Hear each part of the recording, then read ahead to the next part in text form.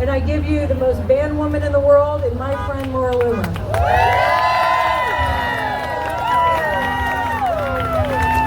Thank you so much, Karen. Thank you. And thanks so much to Willie Goriola. And thank you so much to Vinny Caldera as well for helping organize this. It's incredible. This is real grassroots energy, and the fact that this event was put together in the span of 5 days is an incredible turnout. And thank you all for coming out. So as Karen said, my name is Laura Loomer. I am the Republican candidate for Congress here in the 1st Congressional District, home to President Donald Trump and First Lady Melania Trump. I ran for Congress, and I filed to run for Congress in 2019 and the 2020 election year because, you know, I had my career as an investigative journalist and an activist, and I ended up being deplatformed. I'm literally banned on every single social media site, whether it's Facebook, Twitter, Instagram, Uber, Lyft, Uber Eats, PayPal, Venmo, GoFundMe, Periscope, Teespring, YouTube. Recently, Stripe, which is the payment processor that WinRed, the Republican Party's fundraising platform, uses to give money to candidates, they also banned me. And they also banned President Donald Trump. They also banned President Donald Trump. So the RNC, right, they're still using Twitter. The Republicans are still using Facebook. They're still using Stripe and all these other social media sites and platforms that have banned President Donald Trump. It's the first time ever in United States history that a federal candidate for office ran while being completely deplatformed. But I suppose I'm in good company because it's also the first time in United States history where we saw and we witnessed together a sitting United States president get deplatformed and completely silenced and censored. It is un-American, and it is not who we are, and it goes against the bedrock of our society and our constitutional republic, which is the First Amendment. And so we're here today, and you know, the fight is far from over, and big tech election interference may have cheated me out of my election in 2020, where I actually beat Lois Frankel in-person voting by 22.6%. I beat her in early voting by 3%. But you know what? She got an infusion and mail-in ballots, and I ended up, you know, beating her in in-person voting and early voting and out fundraising her every single election cycle while being completely deplatformed. As Karen said, we were the only deplatformed candidate and campaign in the nation. And, you know, I'm surrounded here today by a lot of my campaign volunteers who are standing behind me. And not only was I deplatformed, but the people of Palm Beach County and District 21 and my campaign volunteers were also targeted, and they were silenced, and their social media accounts were also banned, and their PayPals, a lot of their accounts were shut down. And Bobby is in the front. Bobby made my campaign T-shirts. He has a shop here in Palm Beach called Fat Enzo's, and on his PayPal and completely deplatformed his website and his social media because he was making merchandise for me and Roger Stone. Okay? So when we talk about deplatforming and we talk about censorship, okay, it's important that we have a conversation that is not surface level, that is not just talking about Twitter and Facebook, because it's much more sinister than that. We're talking about people. President Donald Trump had this happen to him, being debanked. Can you imagine having your bank account shut down because of who you voted for? Having your bank account shut down because you have the bravery to say the election was stolen, right? Not being able to post or not being able to send an email. And it sounds extreme, but that's the level of censorship that they carried out against our campaign. Here in Palm Beach County, Comcast has a monopoly. How many of you use Xfinity Comcast? Right? You have to, because that's what is required here in Palm Beach County. And so Lois Frankel was one of 32 members of Congress who owned stock in Comcast, okay? And what did they decide to do? Not only was I banned on all social media as a candidate, but then they also started banning my campaign emails and text messages as dangerous content. So that's what's coming for all conservative Americans, and we've seen it. We've seen the big tech tyrants in Silicon Valley amp up their censorship. Nick Fuentes, who was supposed to be here today, is not here today. You know why Nick Fuentes isn't here? He has also been targeted, he has also been silenced, and he has also been banned and deplatformed in egregious ways. And they have decided to take their political persecution to the next level, which should scare every single American. Nick was on his way today to come and speak to all of you about the America First agenda that we all support and the importance of this bill, HB 7013, that is currently being voted on this week. And Nick was not able to board his flight because he has been unconstitutionally stripped of his rights and placed on the no-fly list. And don't think that that's a coincidence. I'll tell you. When January 6th happened, I was out of the country. But when I was coming back from El Salvador, I was detained at the airport in Miami, Florida, and I was questioned and I was asked about whether or not I planned on writing about January 6th or whether I knew anyone who participated or whether or not the lies that are posted about me online, accusing me of being a Nazi and a white supremacist and an anti-Muslim bigot were true. And then, not only have I had my First Amendment rights stripped, but I have also been stripped of my Second Amendment rights. When I went to go apply for my concealed carry permit, I was told that it was denied. And I was told that it was denied because I have been put on the NICS database by the FBI, despite the fact that I do not have a felony and I have never committed a crime. And this is what they're going to do. It may have started with me, it may have started with people like Nick Fuentes and Alex Jones and James O'Keefe and others, Michelle Malkin, who has also been victimized and targeted of America First individuals in this country. But it's going to happen to all of you next. It is going to happen to all of you next, and we will have nobody but to blame but these feckless Republicans who are doing nothing and sitting by as all of us are being silenced, as the voters of Palm Beach County are being stripped of their ability to participate in the election process fairly.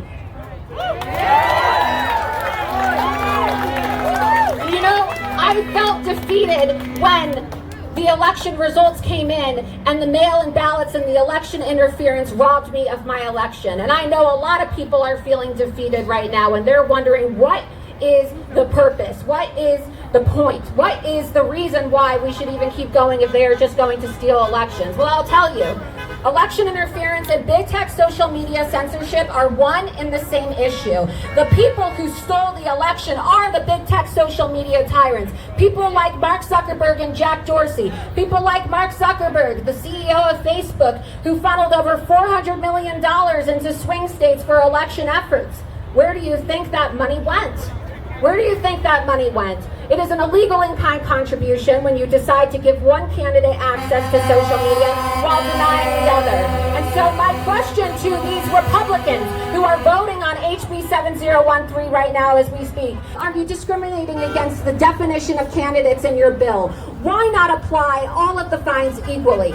Did you know that President Donald Trump, if he decides to run for president again in 2024, he will not be protected by this proposed big tech legislation that Governor DeSantis has been touting as the most aggressive tech legislation in the country because it does not apply retroactively. It does not apply retroactively. And so even if they say we're going to implement this legislation to make it a punishable offense by $100,000 a day to deplatform a candidate in the state of Florida, it only applies in an active tense. It will not provide any sort of protection for people like myself who were previously banned, okay, prior to running for office. Not support people like President Donald Trump or even Governor DeSantis. It's not even going to protect him because the way the policies have been created, and they were created in response to my congressional campaign when I filed to run, Twitter and Facebook invented new policies to interfere in our elections. The policy when I first filed to run for office was that any candidate who filed could have a verified Twitter account. Any candidate could have access to Twitter. But then when I filed, they said, well, every single candidate has to win their primary first, okay?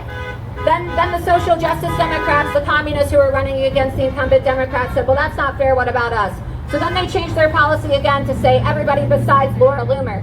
Everybody besides Laura Loomer. And don't think that that's not going to now apply to Donald Trump, given that these companies have created policies that say if you have been previously banned, it doesn't matter if you're running for office, it doesn't matter even if you are an elected official or you become an elected official, you will not be able to have social media accounts. And our lawmakers in Tallahassee are intentionally ignoring this information. And I know, and I can say that they are intentionally ignoring this because I have single-handedly prepared briefings for all of them and sent it to all of their offices and organized meetings with them to let them know how severe this is and to offer my expertise so that not only are politicians and their selfish interests protected, right? Because they only think about themselves. They only think about themselves when they think about protecting people from censorship. What about the everyday Floridian? How many of you have been banned by Facebook or shut down or thrown in Facebook jail? How many of you know someone who has been censored or silenced? How many of you feel like you were robbed of your political voice during the 2020 election because you were silenced by big tech? And so it is time for these both incompetent, malicious, and sinister rhinos to get off their asses and do the right thing, because there's 4 days left. There are 4 days left, and over my dead body will I let these rhinos get away if they think that they're just going to go on Fox News and talk about a bill and make empty promises to combat cancel culture and protect our elections and combat social media censorship in a weak bill that has no teeth. And so that's why we're calling on Governor DeSantis's office to make sure that these important amendments are included. The amendments to, 1, increase the penalties and the fines so that they're actually punitive for these companies, which are collectively worth over $7 trillion. 2, to amend the definition of journalists so that independent journalists, which is really every single American citizen, your press credential is the First Amendment of the United States Constitution. We are all citizen journalists in the fight to hold our elected officials accountable. We are all watchdogs in our constitutional republic. That's right. Okay? And 3, the bill needs to be applied retroactively to ensure that people who are previously deplatformed are protected. And so I just want to thank all of you for coming out here today. And I just want to let you know that I am not giving up on the fight. I have filed to run for Congress again in District 21. Because I believe in free speech and I believe in America, and I will never allow for the radical left and complicit rhinos to cancel America, because you can't cancel America.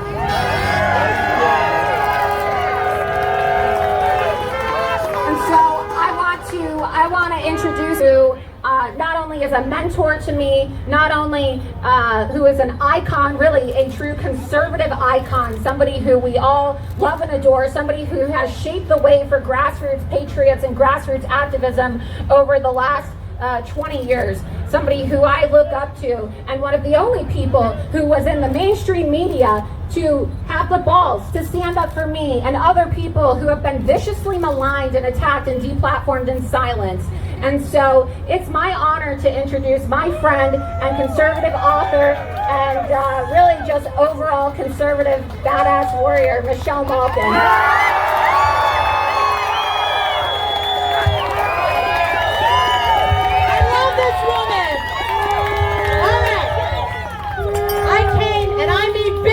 People. I want you to, somebody gave me this fake news propaganda bell. Screw you, Let's go! This is fantastic. I flew in here last night from Colorado, and Florida is actually a free country. All eyes are on you. All eyes are on this district that Laura Loomer is going to represent when you send her to D.C. All eyes are on this state because your governor is about to sign a bill that will become model legislation for every red state and every red state legislature. It has to be done, but it has to be done right. Yes, it has to be done right. And we can't train seals clapping every time somebody says they're for America first. And every time somebody says they're for free speech, we got to read the fine print, which is what Laura has done, which is what Nick Fuentes has done. And so many of the real deal warriors and champions that are your voice. The bill is going to leave too many deplatformed citizens behind. We can't afford to leave a single dissident behind. We have to unify. That's why we're all here. That's why we have an incredible alliance and coalition now that is not just holding the left and the socialists accountable. Yeah. I've been doing that for a quarter century, almost 30 years. Right? What is the problem? It's exactly what Laura says, and so many of us have been fighting these battles against the rhinos and the establishment sellouts and the backstabbers who didn't want Donald Trump to get into office, correct? We gotta hold them accountable, and they gotta make this bill better. The time is running out. The clock is ticking. Each and every single one of you needs to call the governor's office, call these state legislators, call Blaise Ingoglia, who is sponsoring the House bill, and tell them to adopt these amendments and put teeth in the bill. Fix the bill. Fix the bill. Can you hear everybody? Come on. Fix the bill. Fix the bill. Fix the bill. Fix the bill. Fix the bill.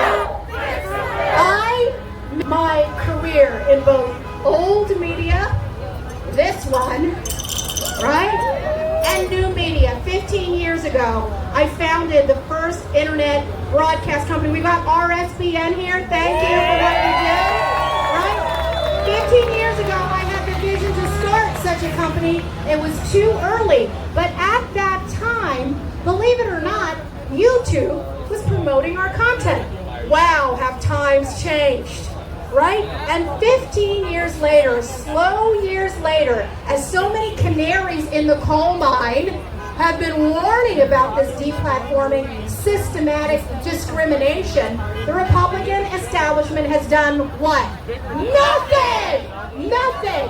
They talk, they take your money, and they do nothing. And if they're going to do something, they've got to get it right. Get it right, people!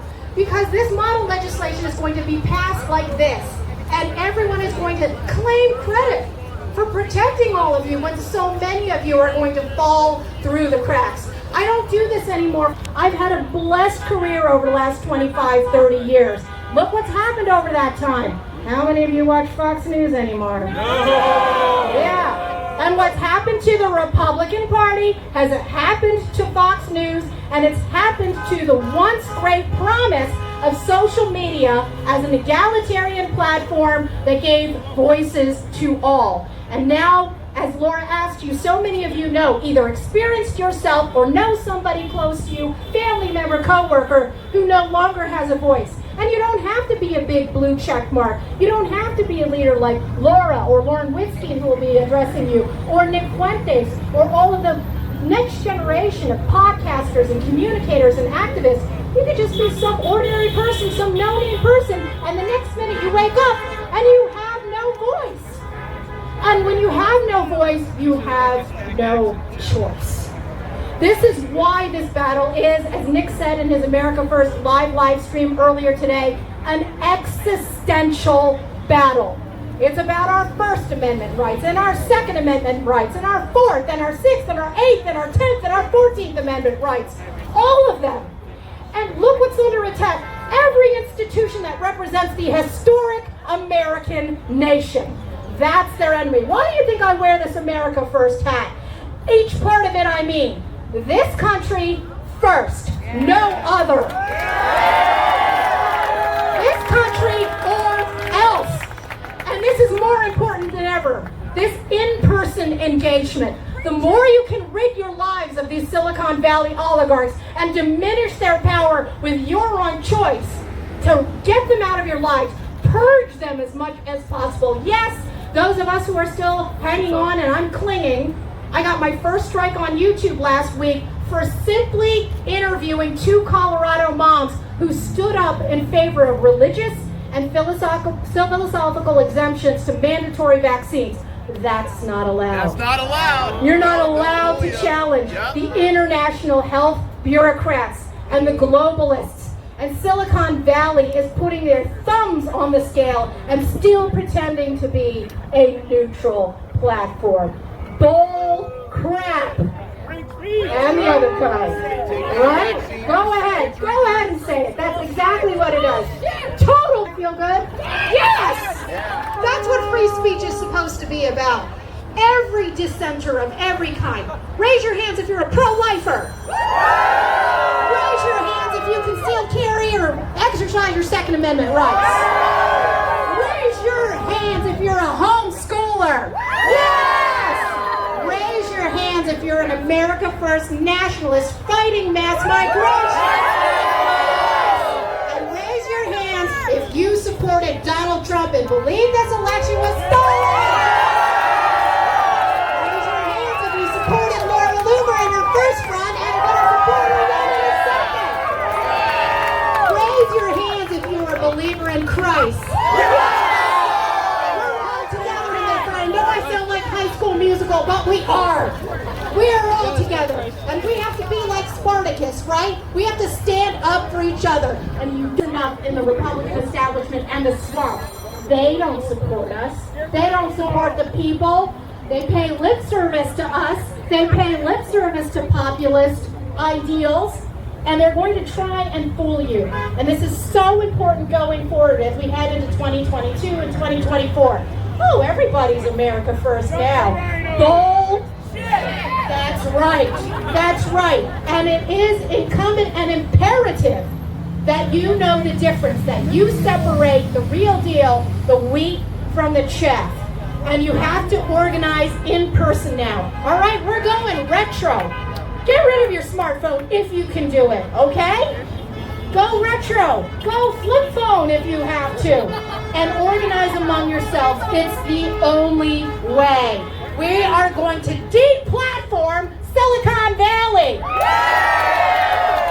Big tech is going to be little tech, nothing tech. These people, if we bind together, if we hold our elected officials, particularly the Republicans, accountable, Twitter and Facebook and Instagram will go the way of MySpace.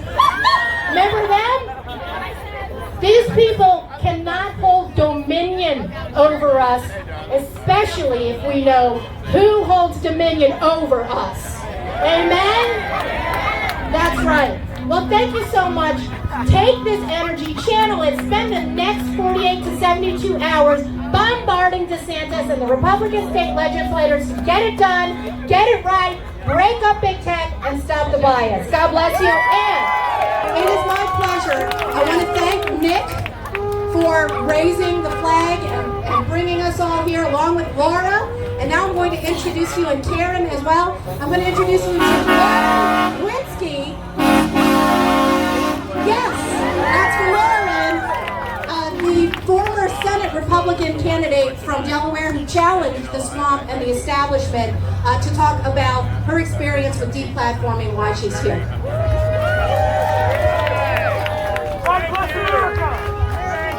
Hi, how's everybody doing? So I came all the way from Joe Biden country in Delaware, and yeah, you guys have no idea how good you have it here. You do know. Okay, good. It's our job to keep it that way. So my name is Lauren Witzke. I was the Republican nominee. I ran for the United States Senate against Chris Coons in the state of Delaware last year. You know, I was there amidst the Hunter Biden scandals. The laptop, I went and saw the guy who ran the laptop shop, and I saw that they had just completely destroyed his shop. He is now in hiding just for sharing the truth. And as far as I'm concerned, that man is a patriot. Don't you agree?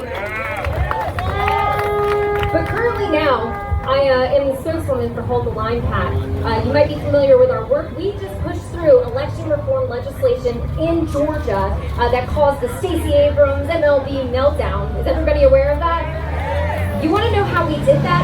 We channeled and harnessed our political energy, our political power as constituents and Republicans to demand of our Republican elected officials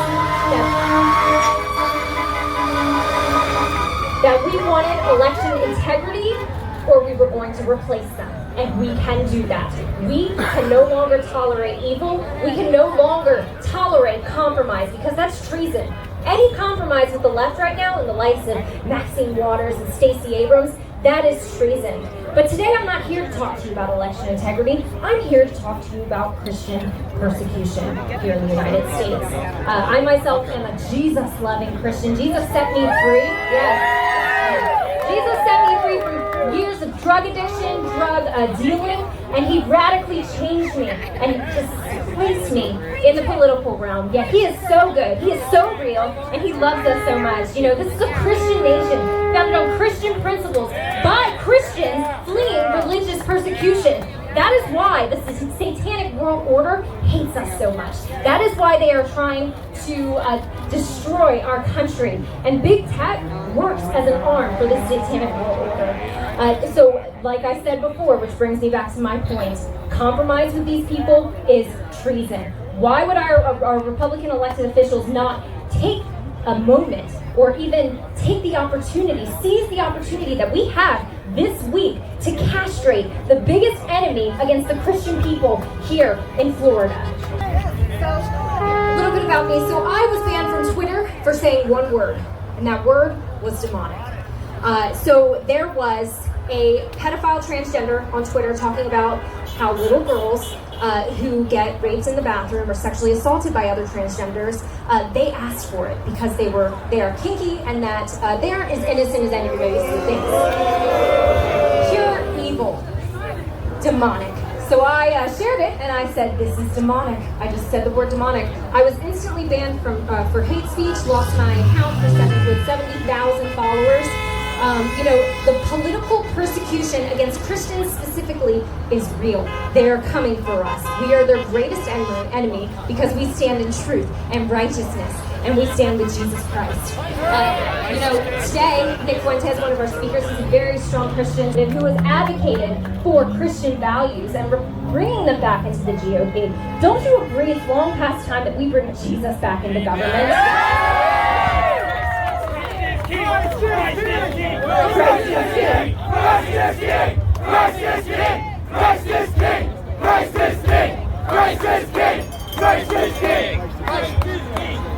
So big tech is one of our greatest enemies right now, but we have the opportunity to cut the head off of our enemies. And we can do that through big tech legislation forced through with our Republican elected officials. And you can demand of your elected officials that they're going to pursue these amendments, push through this bill with teeth, or we're simply going to replace them. We have all the power. We're the ones who are gracious enough to give them donations. We are the ones who are gracious enough to come out and vote for them. We put up with all their crap. We put up with Mitch McConnell, Lindsey Graham, Mike Pence as they compromise. That's a great example of what compromise looks like, and it cost us everything. They stole an election from us. They stole my pro-life, pro-faith president from me and replaced him with a degenerate, dementia patient is what he is. Everybody in Delaware knows that Joe Biden has dementia. He does. It's true. It's true. You know, and they also censored my campaign Facebook page when I shared pictures of from Hunter Biden's laptop where he had little children on there, exposing himself to little children. That did happen. You know, so we have to rein in big tech, and we have to do it today. And there's no excuse why Republicans will want to compromise with people who want us dead. People that have no problem stealing elections from us, just see us as cattle that they can push around. You know, today is the day, and we can demand of our elected officials that we will not settle for anything less than big tech legislation that protects us. We're doing the job that they're too afraid to do. We're standing up for traditional marriage. We're standing up for life. We're standing up for religious liberty. You know, we are celebrating the rights that we have as Christians to celebrate Jesus Christ, and big tech is coming for us. So we cannot wait any longer. Today is the day, and we can demand it. And that's what we did in Georgia. As you saw, we told our elected officials down there, up there, I'm in Georgia. We told our elected officials, you're going to give us election integrity or we are going to replace you. The only thing that these elected officials care about is conserving their political power. They are so afraid of losing their political power. And when you threaten to take that from them, it's amazing what they will do. They knew it was election integrity or we replace you. It's simple as that. And for the Florida legislators that are here, you know, it's a lot easier to replace a bad Democrat than it is a rhino Republican, as we see people like Mitch McConnell. So, you know, we do have an opportunity to do this. We must demand from our elected officials, and that is possible by organizing and motivating the base. Christians make up 80% of the GOP Republican voter base. And I don't know about you guys, but I'm getting really sick and tired of being left behind. I'm getting really sick and tired of watching the compromise after compromise. You give the enemy 1 inch, and he takes the whole thing. You think he's gonna just give us a little bit here, a little bit there, and not take everything? That's what he does. You know, our enemy is cunning, and it is our job to push our elected officials to fight for us. You know, the Democrats right now, we have to name our enemy. Right now, they're violent, revolutionary, Bolshevik communists that this nation did not, we didn't used to tolerate them. And now it's time we stop tolerating it. Yes.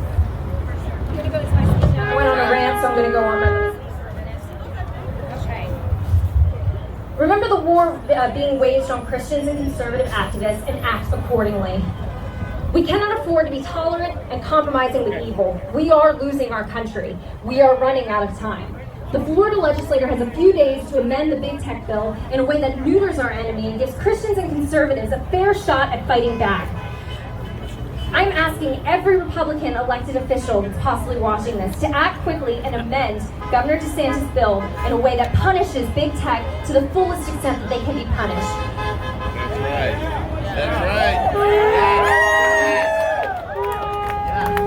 Christians are the most neglected voter base in the GOP, and today I say no more. We are a persecuted people, and we deserve representation in office, and we want it today. Thank you so much.